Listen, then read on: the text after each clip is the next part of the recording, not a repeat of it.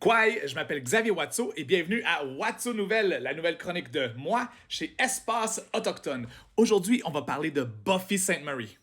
Bon, je sais que ça fait quelques semaines que l'événement est arrivé, mais si vous savez pas c'est qui Buffy Sainte-Marie ou qu'est-ce qu'elle a fait, vous devez être allochtone parce que ce qu'elle a fait, ça l'a fait trembler le monde autochtone. Alors, je vais vous expliquer la situation et je vais vous donner mon opinion, puis comment est-ce que je passais à travers toutes les étapes du deuil pour arriver où j'en suis rendu maintenant.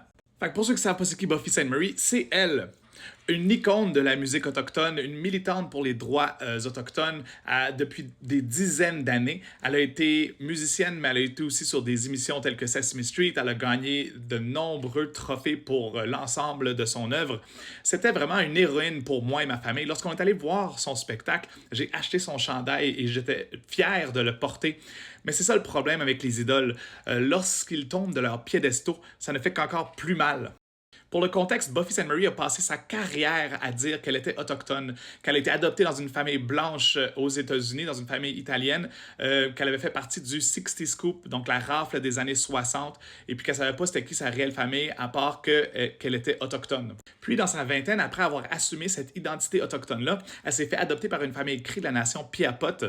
Mais le problème, c'est que tout ça était sur une base de mensonges. Elle n'a jamais été autochtone. Il y a un documentaire de la CBC, de l'émission The Fifth Estate, qui a fait des recherches pendant des années et qui a découvert qu'elle n'a jamais été autochtone, qu'elle était en fait italienne.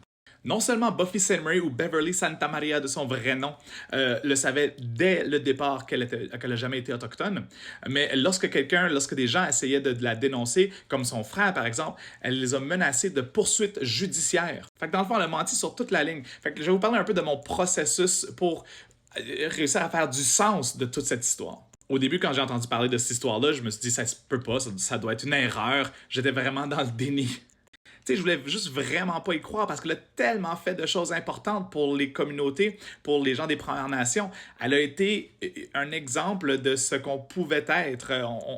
On avait enfin une représentation autochtone dans les médias, dans la musique.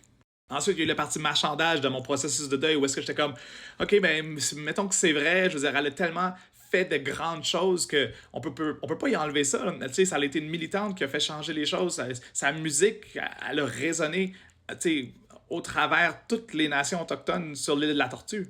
Ensuite, j'ai eu une partie de tristesse parce que, évidemment, je pensais à tous les bons moments que j'ai eus à écouter sa musique avec ma mère, par exemple.